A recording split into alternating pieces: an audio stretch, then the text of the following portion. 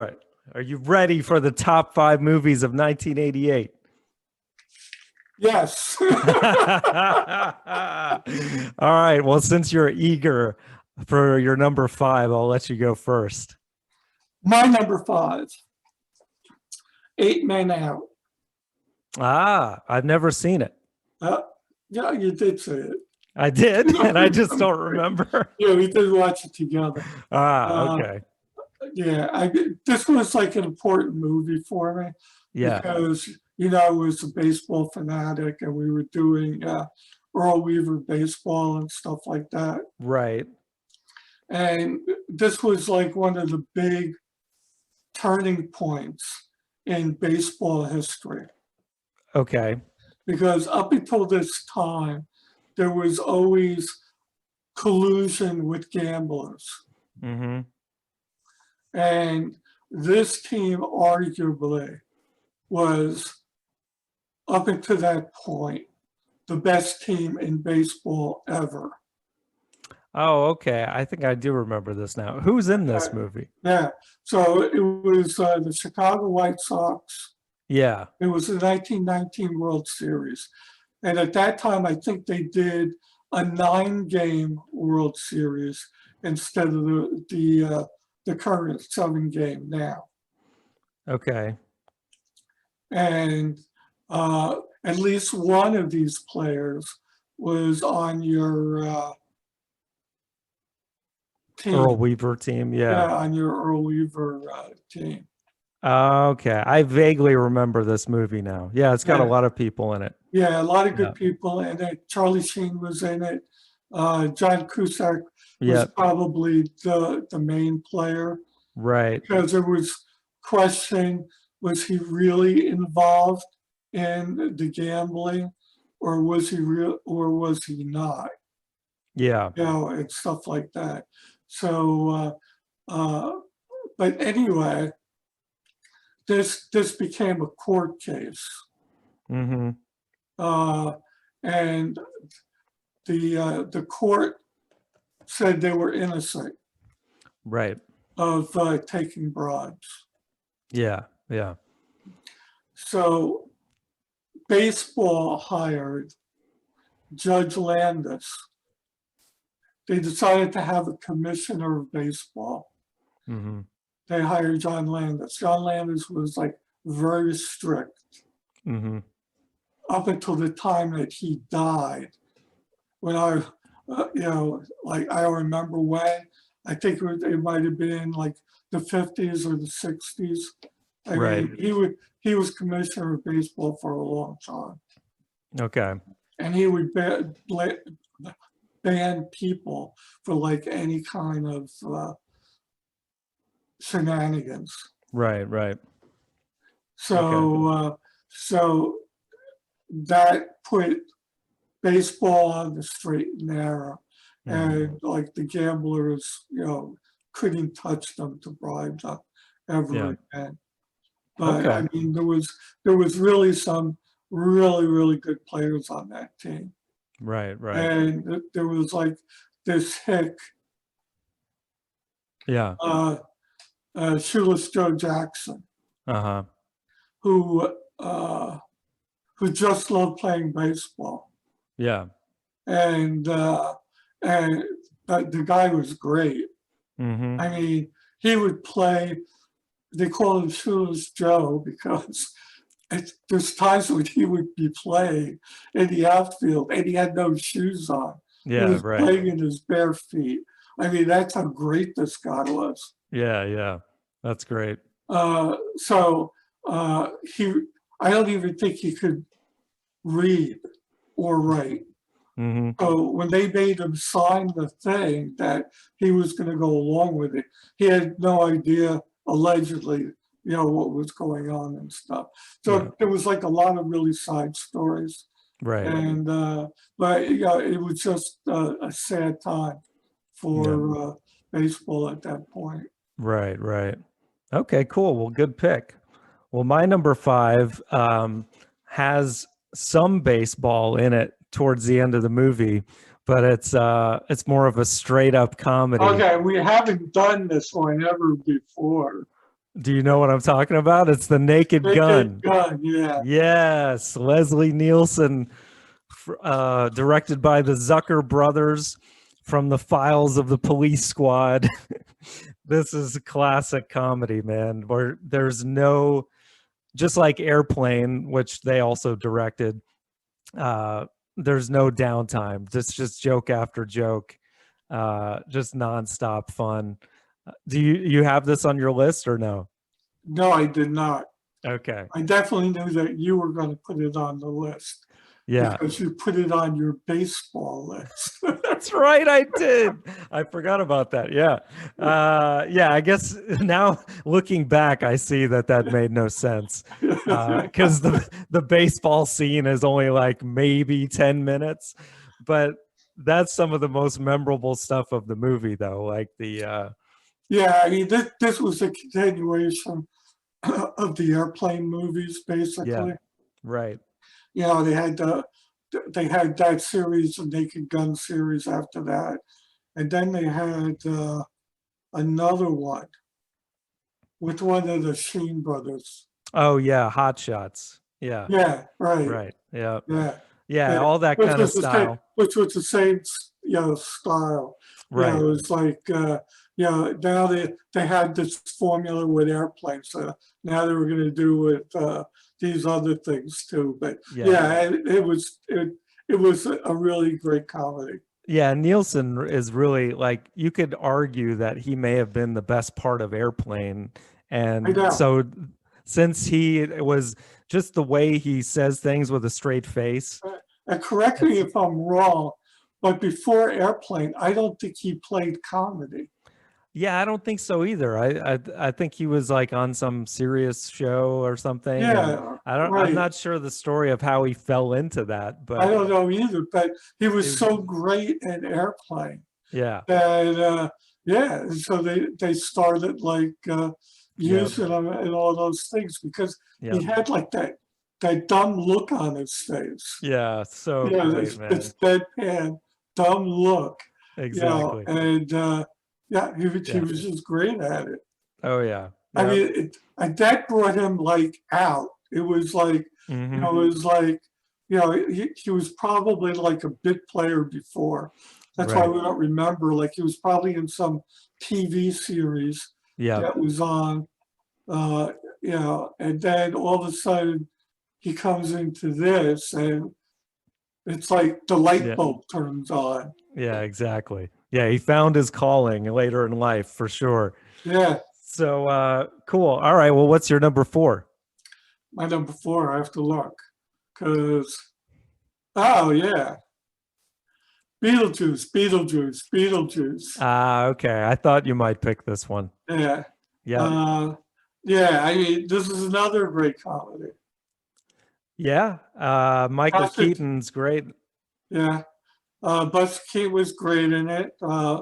Alec Baldwin and Gina Davis were Mhm. also like really good in it. You know, they were like oblivious dead people. Right. Yeah. A Because, really creative movie, yeah, it was creative because it was all about like, okay, these people died. Right. And then at first they didn't know they died. Right.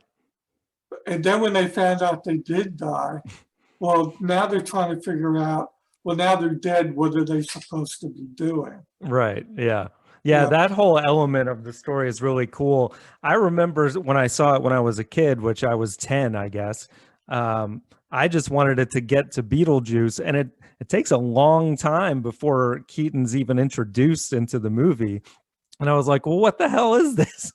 well, But there was like hints, right. like the whole board up in the attic where the Yeah. whole town is in there, and Yeah. then there's a sign, Beetlejuice, Exactly. and stuff like that. So he was like hinting them because he Right. couldn't come out Yeah. unless they said his name 3 times. Yeah, I need to rewatch it because it's been a long time since I've seen it. But yeah, I mean, there's classic parts of the movie, like with the dancing to the uh, I forget that song where you know, they're Uh, flying around and stuff.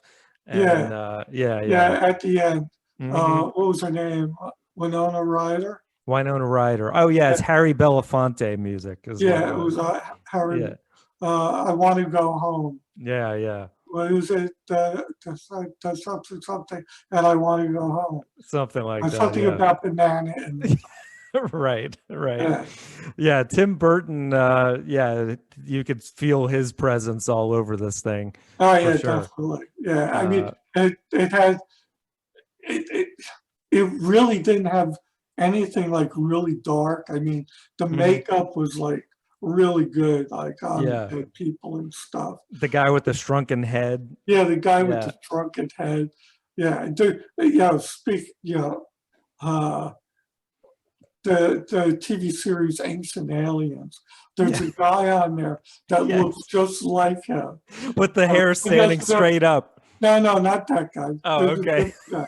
Uh, and every time I see him, I think of the guy with the shrunken head Oh, that's because he awesome. looks like him. Yeah, it's Yeah, yeah.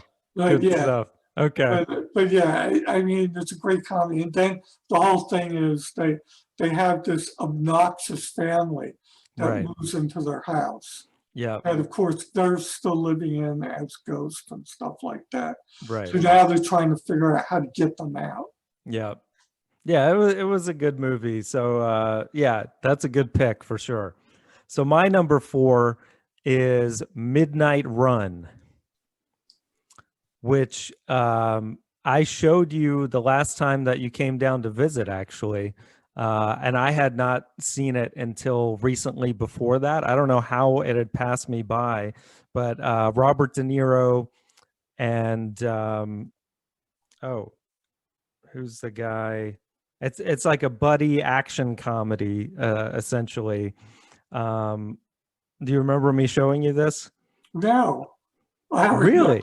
I don't remember the movie. So you're gonna have to Okay. see if it It's comes so back. it's directed by Martin Brest, who had directed Beverly Hills Cop, and Charles Grodin plays this accountant who stole a bunch of money from the mob, and De Niro is sent. He's like a bounty hunter, and he's Okay, supposed to bring him back across the country. So it's like a buddy travel movie, even though Grodin's driving him crazy because he says he okay. I can't fly vaguely on remember planes. when you Yeah, said Grodin. I yeah, vaguely remember it. yeah. He won't fly on a plane, so then he has to drive him across the country. And then there's just all these different elements that like he's driving them crazy, but then they become friends through the movie. And then it's got all these side characters. Joey Pantoliano is great as the guy who like sent him on the mission. It's got the guy who played Taggart from Beverly Hills Cop as another bounty hunter that's competing against him. So in the movie, like the cops are after him, the mafia's after him. Dennis Farina plays the mob boss, and so it's got action, fun, comedy, and this was like when you look back at De Niro's career, this was kind of his, I would say, his first dive into comedy, and he does it really well. Yeah, he does. He's like another one of those people that have always played straight. Right. And then, then he gets into comedy and he's been good at it. Oh I yeah. mean, even in recent films where he's, played comedy, Yeah, he's like Meet been the like Parents really and good. stuff. But yeah, like those movies are more straight up comedy. This one is like a mixture. But yeah, I was surprised he didn't do it more uh immediately afterwards, because yeah, it was such a fun movie in the vein of Beverly Hills Cop, kind of like an action comedy. But yeah, it's great. Okay, so what's your number 3? My number 3 is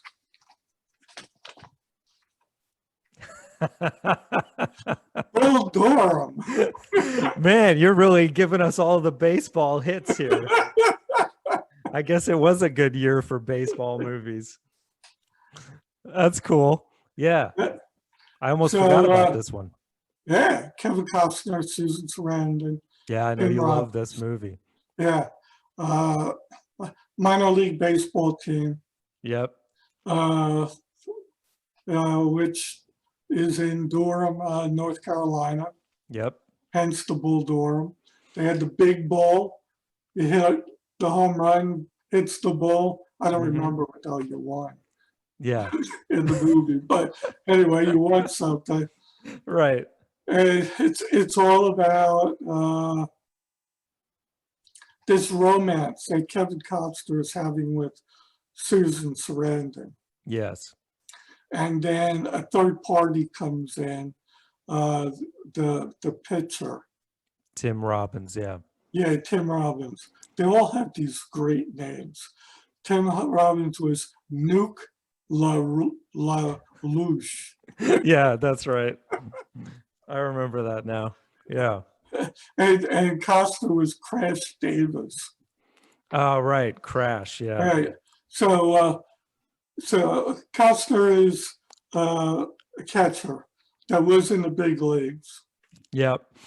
and now is in the minor leagues, and he really has, he's not going to make it back to the majors again. He's well aware of that.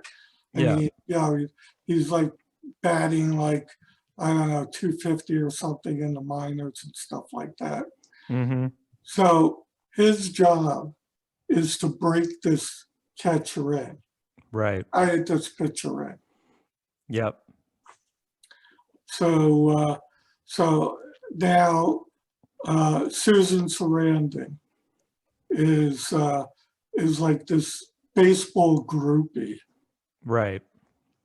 and she's going to take Robbins under her wing too, and teach him how to be a pitcher. Yeah. Yeah. And one of the things was that he had to wear her panties Yes. while he Right. was pitching. Yes. Yeah. Yeah. Yeah. Yeah. And her name was Annie Savoy. Nice. I mean, great names of the thing. Yeah. Yeah. For sure. Yeah. So it's a romantic baseball comedy type movie. Yeah. Yeah. But it was a fun movie and stuff like that. Definitely. Yeah. I remember you had it very high on your baseball list. Yeah, I mean, there was this So- guy that was like a born again Christian, Mm-hmm. and he marries this girl, and and it's at the baseball game. Yeah. They're all there, have their bats up, like in the military, you'd have your swords up and stuff like that. Yeah. Right. And she was like sleeping with everybody. Right. Right. Yeah. Ridiculous, man. I know it was like all, but it had like tons of really good parts. Yeah. But Definitely. it was an excellent movie. Very good pick. Yeah. Well, my number 3, I know you won't have on your list. It's Coming to America. Yes, you're right. Yep. Eddie Murphy, directed by John Landis. Of course, they just released the sequel, Coming to America, which was not good, as most comedy sequels are usually not. But Especially when they're 30 years later. yeah, that's always the kiss of death for sure. But yeah, the original's great. I mean, Eddie Murphy plays. This is one of the first movies where he plays so many different characters with makeup, in the barber shop, and the guy singing with his band Sexual Chocolate. And there's just so many great parts, and I love the whole thing with him being this naive rich prince coming to America to find his bride, someone who will love him for who he is. So it has like a sweet romantic part of the movie, but then there's just so many great memorable parts, all the Yeah, side characters. To me, it was just an okay movie. Yeah. Yeah. Yeah, a lot of people feel that way, but Yeah. but for me, there's just so many things that I continue to quote in everyday life. I love also how like they threw in Don Amici and Ralph Bellamy from Trading Places as they were homeless like all this time. Because I mean, it's got all these little touches, and then Samuel Jackson, one of his first movies, robbing the McDowell's instead of McDonald's, the spinoff. It's just so great, man. The guy with the Jerry curl, soul glow. It's just great. And Arsenio Hall, who I'm not a huge fan of, even all his characters are good in the movie too. So he does the preacher who says, "I love the Lord, and if loving the Lord is wrong, I don't want to be right." So awesome. So, all right, what's your number two? We have nothing in common so far, by the way. Yeah, that happened last time too. Yeah, yeah. And then we only had one in common. I think I know we will have one in common this time, and I know what it is, but Yeah, I know what it is too. okay. So what's your number two? But right now, that's not it. Yep. Rain Man. Ah, that's my honorable mention. That honor, you put that as an honorable mention, and you have Naked Gun above it. Yes. Dustin Hoffman, Tom Cruise. Yep. I mean, this Academy was, Award winning film. Yes. yes, and this is one of the times that I think the Academy got it right. Yes, definitely. I mean, great performance by Hoffman. I would say equally great performance by Cruise. Like he really went against his normal heroic type in this movie. He plays kind of a jerk. Yeah, he was yeah, he did play kind of a jerk. You know, he just, you know, he had to take care of his brother and he didn't want to do it. Yep. I mean, Hoffman was really good with, you know, like he had certain things that had to be done that day at that time. He couldn't miss But it was Jeopardy or something, or Wheel of Fortune. Was like Fish Stick Day or something like that. Right. You know, some weird thing like that. And then Jeopardy, yeah. Yeah. Jeopardy was on at whatever time it was. You know, right. My time it was always 7:00. Some places it was 7:30.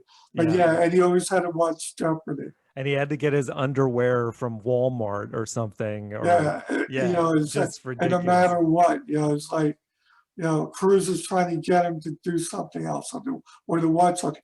Nah, Jeopardy. Jeopardy. We're on Jeopardy now. It's Jeopardy. Only Jeopardy. And that whole thing with the I'm an excellent driver. Yeah. And I love how he's like brilliant with numbers. Right. And then of course he figures he can get him to count cards in Vegas and all this stuff. And they actually learn to have fun together. Yeah, they actually became real brothers as they're going across country. Yes. Yeah. And actually it was Cruise's girlfriend that really got him to, you know, pay attention to his brother and help his brother.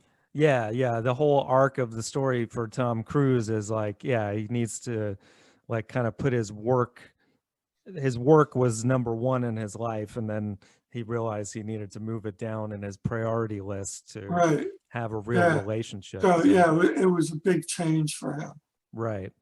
Yeah, great film. I think directed by Barry Levinson, and deserved all the awards it got. I almost put it on my list, but I just I don't know. I don't revisit it that much, so but it is definitely great.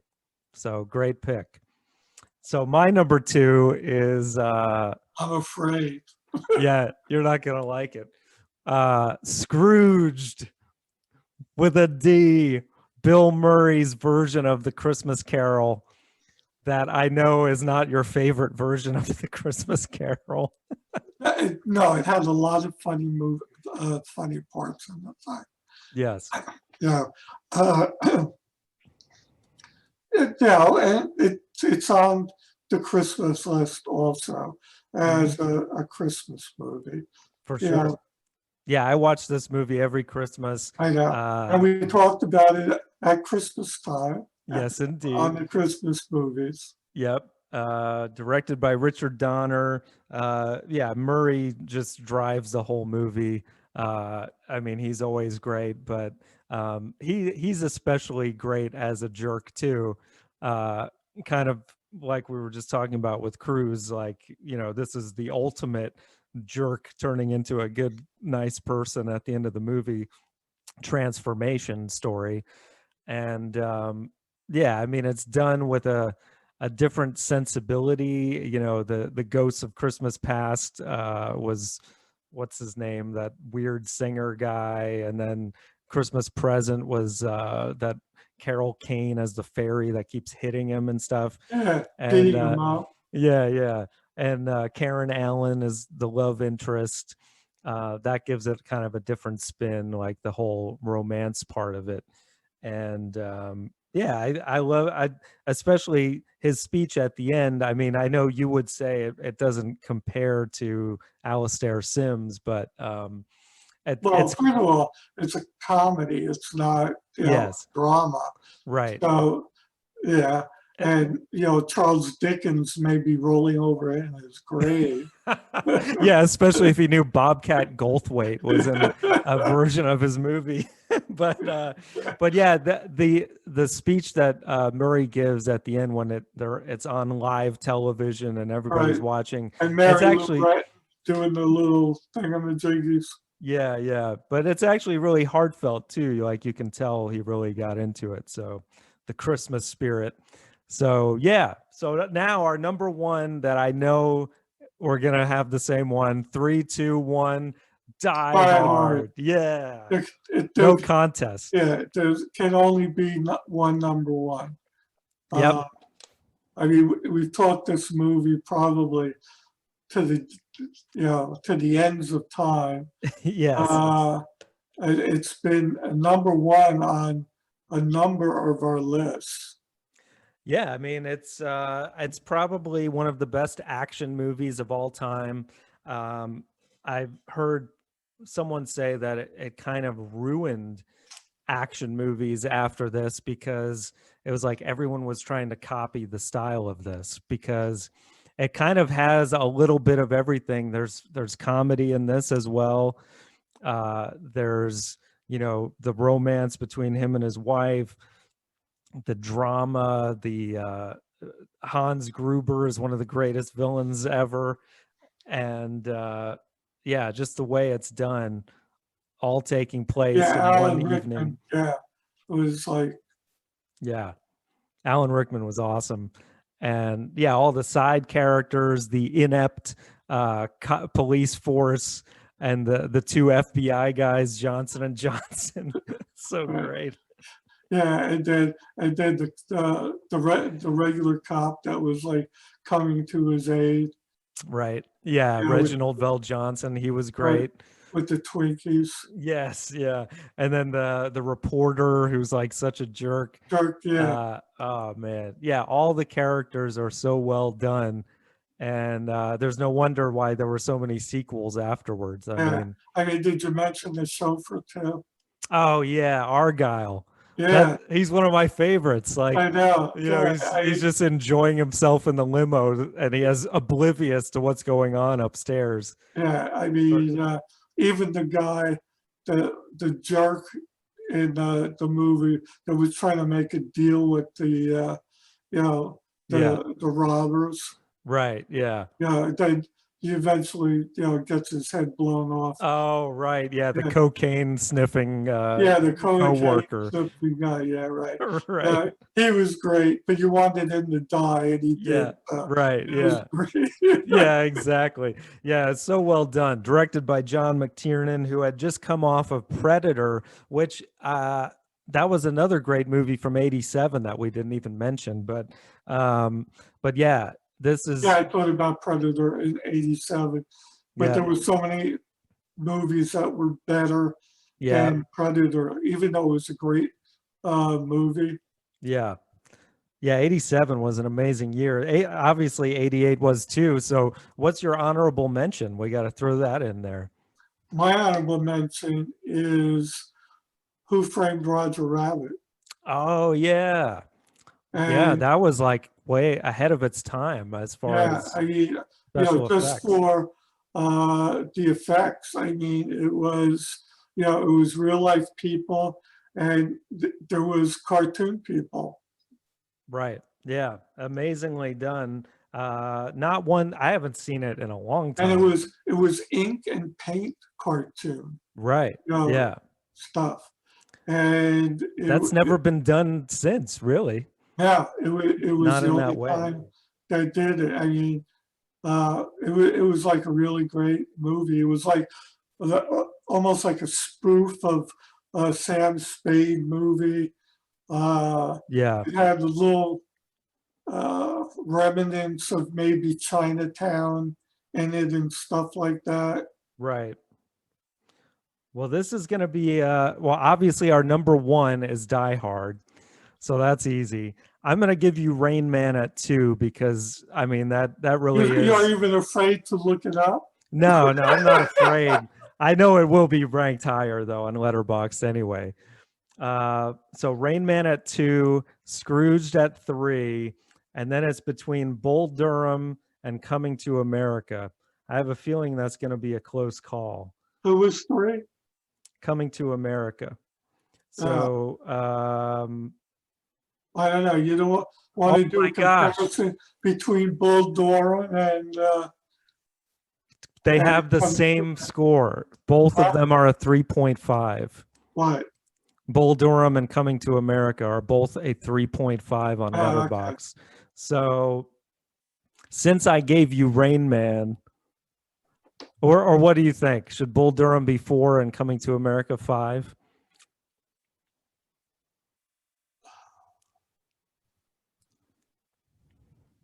Okay, so far it's 1, 2. What's 3? So That's the one we're arguing about. no, we're arguing about 4 and 5 because we got What's- Die Hard at 1, Rain Man at 2, Scrooged at 3, and then it's between Bull Durham and Coming to America. No, what's 3?